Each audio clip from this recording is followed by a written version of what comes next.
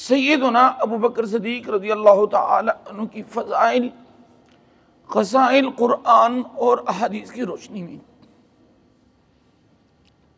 سامعین کرام،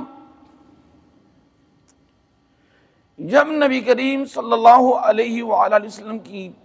رحلت ہوئی، عقائد جہان سیدنا محمد مصطفیٰ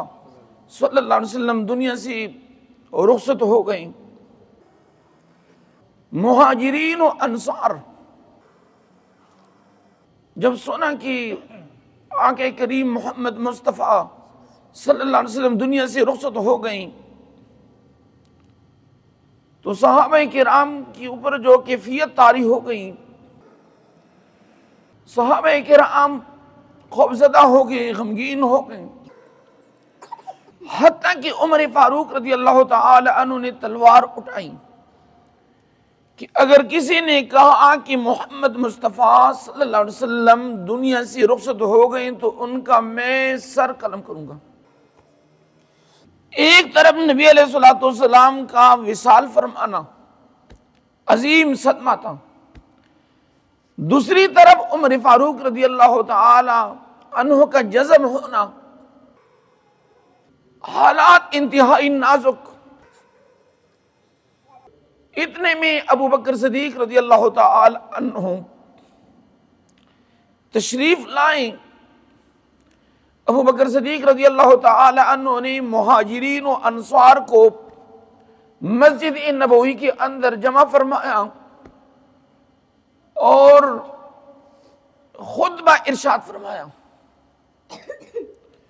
چونکہ یہ نازک موڑ حضور علیہ السلام کا دنیا سے رحلت فرمانا، یہ ایک عظیم سانحہ، عظیم صدمہ۔ ابو بکر صدیق رضی اللہ تعالی عنہ نے سورۃ آل عمران کی یہ آیت پڑھی، وَمَا مُحَمَّدٌ إِلَّا رَسُولٌ قَدْ خَلَتْ مِنْ قَبْلِهِ الرُّسُلُ أَفَإِن مَّاتَ أَوْ قُتِلَ انقَلَبْتُمْ عَلَىٰ أَعْقَابِكُمْ وَمَن يَنقَلِبْ عَلَىٰ عَقِبَيْهِ فَلَن يَضُرَّ اللَّهَ شَيْئًا وَسَيَجْزِي اللَّهُ الشَّاكِرِينَ۔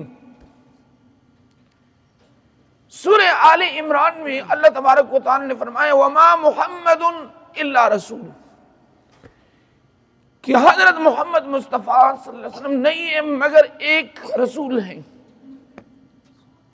عظیم رسول ہیں، بمثل بمثال، گفتار کے حوالے سے بہادری، شجاعت، سخاوت، رحم دلی، یعنی ہر اینگل سے،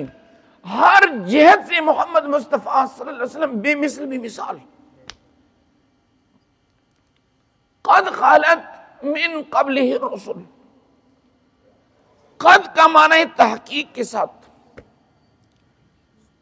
خلت من قبلہ الرسل تحقیق کے ساتھ حضور صلی اللہ علیہ وآلہ وسلم سے پہلی بھی بہت رسول گزرے ہیں، آدم علیہ السلام سے لے کر عیسیٰ علیہ السلام تک وہ آئے تھے دنیا میں، ان کا مقصد مشن کیا، بت پرستی کا خاتمہ، اللہ کی وحدانیت کو تسلیم کرنا اور واحد لا شریک کی عبادت۔ 1,24,000 کا انبیاء کرام کا مشن اور مقصد یہی تھا۔ وَمَا مُحَمَّدٌ إِلَّا رَسُولٌ قَدْ خَلَتْ مِنْ قَبْلِهِ الرُّسُلُ أَفَإِن مَّاتَ، اگر حضور صلی اللہ علیہ وسلم وفات پا گئے، وصال فرما گئے، او قتل انقلبتم، او قتل یا غزوات میں نبی آخر زمان محمد مصطفیٰ صلی اللہ علیہ وسلم کو شہید کیا گیا، چونکہ حضور علیہ السلام نے بنفس نفیس 27 غزوات میں شرکت کی ہے۔ اس امت کے لیے حضور علیہ السلام کی غزوات میں شرکت کرنا یہ عظیم درس ہے کہ جتنی فرائض ہیں ملعونین ہیں، ان کے خلاف جہاد جو ہے قیامت تک جاری رہے گا۔ اور حضور علیہ الصلوۃ والسلام نے فرمایا الجہاد ماض الی یوم القیامہ، کہ جہاد قیامت تک جاری رہے گا۔ اور فرمایا الجنت تحت ظلال السیوف، جنت جو ہے یہ تلواروں کی سائے تلے ہیں۔ او قتل انقلبتم علی اعقابکم، اگر حضور علیہ الصلوۃ والسلام وصال فرما گئے یا حضور علیہ الصلوۃ والسلام کو شہید کیا گیا، تو کیا تم لوگوں نے دین اسلام سے پھرنا ہے، واپس جانا ہے؟ وَمَن يَنْقَلِبْ عَلَىٰ عَقِبَيْهِ فَلَن يَضُرَّ اللَّهَ شَيْئًا، اللہ نے فرمایا کہ جو بھی دین اسلام سے پھر گیا، پیچھے ہٹ گیا، فَلَن يَضُرَّ اللَّهَ شَيْئًا، اللہ کو ذرے برابر نقصان نہیں پہنچا سکتے۔ یہ خالق ہے، ان کا نظام ہے، یہ قیامت تک چلتا رہے گا۔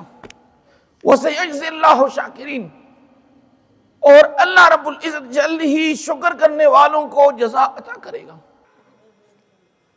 جب یہ آیت پڑھی، عمر فاروق رضی اللہ تعالیٰ نے فرمایا کہ میں یہ تصور کر رہا تھا کہ یہ آیت ابھی جو نازل ہو گئی، حالانکہ یہ بہت پہلے نازل ہوئی تھی۔ اور ابو بکر صدیق رضی اللہ عنہ فرمائے کہ الا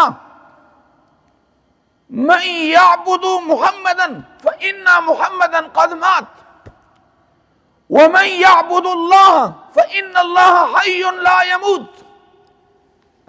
مہاجرین اور انصار سے فرمایا کہ خبردار، عبادت ہم نے اللہ کی کرنی ہے، فإن اللہ حی، اللہ زندہ ہے اور ہمیشہ کے لیے زندہ ہے، حی لا يموت، اللہ تبارک و تعالیٰ کے اوپر موت طاری نہیں ہوتی۔ یعنی یہ وہ عظیم خطبہ تھا ابو بکر صدیق رضی اللہ تعالی عنہ کا، صحابہ کا حوصلہ بھی دیا، مہاجرین و انصار کو ایک چھتری کے تلے جمع فرمایا، اور ریاست مدینہ حضور علیہ الصلوۃ والسلام نے ظاہری طور پر یہ نہیں فرمایا تھا کہ میرے بعد خلیفہ کون ہوگا، ہاں اشارات ضرور ملتے ہیں کہ دوران علالت ابو بکر صدیق رضی اللہ تعالی عنہ کو نماز کے لیے نائب مقرر کیا تھا،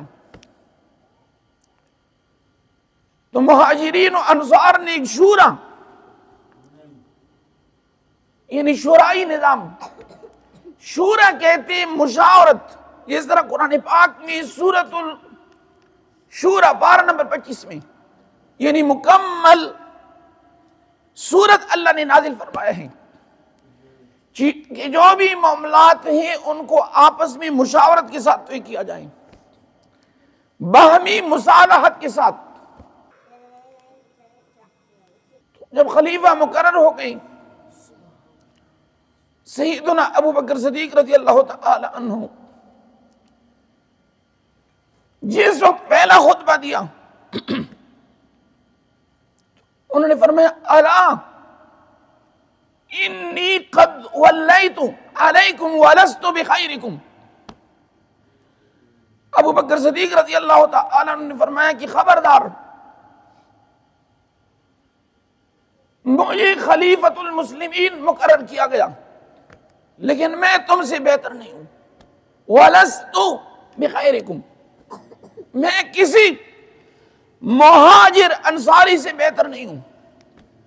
لیکن میں وقتی طور پر آپ لوگوں کا حاکم مقرر کیا گیا ہوں، مسلمانوں کی باہمی مشاورت سے۔ اور فرمایا کہ جب تک میں قرآن اور احادیث کی اتباع کروں، جب تک میں قرآن اور احادیث کی اتباع کروں تو تم میری اتباع کرو، اگر میں قرآن اور احادیث کے فیصلوں سے ہٹ گیا تو فرمایا امت کی ذمہ داری ہے کہ ابو بکر صدیق ان کو روک لیں، یعنی تمام مسلمانوں کا میں خلیفہ ہوں، لیکن جب تک میں قرآن اور احادیث کی اتباع کروں گا تو تمہارے اوپر میری جو اتباع ہے واجب ہے۔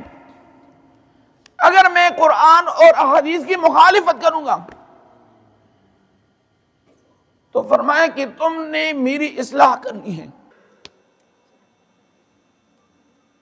اس کا مقصد کیا ہے؟ مقصد یہ حکمران نبی کے بعد ایک تو نبوت کے دوران جو وحی کا سلسلہ ہوتا ہے، جہاں پر بھی معمولی مسئلہ ہوتا ہے اللہ تبارک فوراً جبرائیل امین علیہ السلام نازل فرماتے ہیں کہ میرے حبیب یہ کام اس طرح، یہ آپ لوگ اس طرح کر رہے ہیں لیکن اس طرح ہونا چاہیے، صحیح جو ٹریک ہے یہ ہے۔ نبی کے ماں سوا ابو بکر صدیق رضی اللہ تعالی عنہ سے لے کر قیامت تک جتنے بھی خلفاء آئیں گے بادشاہ، ممکن ہے کہ وہ کسی موڑ پہ قرآن اور احادیث کی مخالفت کریں۔ تو اس لیے فرمایا کہ جب تک میں قرآن اور احادیث کی اتباع کروں گا تو تمہارے اوپر میری اتباع واجب ہے، اور اگر میں اللہ اور اس کے حبیب محمد مصطفیٰ صلی اللہ علیہ وسلم کی لایا ہوا قانون جو ہے ان کی مخالفت کروں تو امت نے مجھے روکنا ہے، وہاں پہ میری اصلاح کرنی ہے۔ ان احسنت فاعینونی وان اسأت فقومونی، جہاں پر ابو بکر صدیق رضی اللہ تعالی عنہ خطا ہو جائیں تو امت کی ذمہ داری ہے کہ مجھے میری اصلاح کریں۔ دوسرے نمبر پہ ابو بکر صدیق رضی اللہ تعالی عنہ نے رعایا کو یہ اختیار دیا کہ ابو بکر صدیق رضی اللہ تعالی عنہ اگر خطا ہو جائیں تو امت کی ذمہ داری ہے کہ ابو بکر صدیق رضی اللہ تعالی عنہ کو روک لیں، ان کی اصلاح کریں کہ یہ آپ کی خطا ہے، یہ غلطی ہے، آپ کو اس ٹریک پہ نہیں جانا چاہیے۔ اس کو کہتے ہیں محاسبہ، یعنی رعایا کو یہ اختیار دیا کہ خلیفہ وقت ابو بکر صدیق رضی اللہ تعالی عنہ اگر قرآن اور احادیث کی مخالفت کریں تو مہاجرین و انصار اور سلمان فارسی اس طرف، چونکہ آہستہ آہستہ یہ حکومت پھیل رہی تھی، تو آپ لوگ میری اصلاح کریں۔ تیسرے نمبر پہ ابو بکر صدیق رضی اللہ تعالی عنہ نے عدل و مساوات کو عام کر دیا اور فرمایا کہ میرے نزدیک آپ لوگوں میں سے جو کمزور ہیں وہ قوی ہیں۔ مہاجرین و انصار کی مجمع میں جو کمزور ہیں وہ خلیفۃ المسلمین کے نزدیک وہ قوی ہیں، جو قوی ہیں وہ کمزور ہیں۔ اس کا مطلب کیا ہے؟ فرمایا کہ مظلوموں کی میں مدد کروں گا۔ جو وڈیرا نظام ہے جو موجودہ وقت میں ادھر جو ہے وڈیرا نظام ہے، 78 سال ہو گئے، جو مالدار ہے وہ دن بدن امیر ترین ہوتے رہیں، جو غریب ہے وہ دن بدن اس کو مسائل درپیش ہوتے ہیں۔ ریاست مدینہ کے بعد جو خلفائے راشدین کا دور ہے، فرمایا کہ جو کمزور ہیں وہ طاقتور ہیں اور طاقتور جو وہ کمزور ہیں۔ ابو بکر صدیق نے فرمایا کہ میں انصاف کر کے غریب کا حق دلواؤں گا مالدار سے، اور ظالم کی ظلم کو میں روکوں گا۔ اس طرح حضور علیہ السلام نے فرمایا انصر اخاک ظالما او مظلوما۔ حضور علیہ السلام نے فرمایا کہ اپنی بھائی کی مدد کرو ظالما او مظلوما، اگر ظالم ہو تب بھی ان کی مدد کرو، اگر مظلوم ہو تب بھی ان کی مدد کرو۔ صحابہ نے عرض کی کہ یا رسول اللہ صلی اللہ علیہ وسلم، مظلوم ہوتا ہے ان کی تو ہم مدد کرتے ہیں، یہ ہم سمجھتے ہیں کہ معاشرے کے اندر جہاں پر مظلوم ہے لوگ ان کی مدد کرتے ہیں، ان کے ساتھ ہمدردی ہوتی ہے، لیکن جو ظالم ہے ظالم کی ہم کس طرح مدد کر سکتے ہیں؟ حضور صلی اللہ علیہ وسلم نے فرمایا کہ ظالم کو ظلم سے روکنا، جہاں پنڈ ہیں گاؤں ہیں یہ سب کی ذمہ داری ہے، جو ظالم ہے ان کے خلاف بلاک بن کر ان کی ظلم کو روک لیں، یہ ان کی مدد ہے۔ مدد اس لیے اگر یہ ظلم کرتے رہے تو آخرت میں ان کے لیے جہنم ہے، اللہ ہم سب کو جہنم سے بچائے۔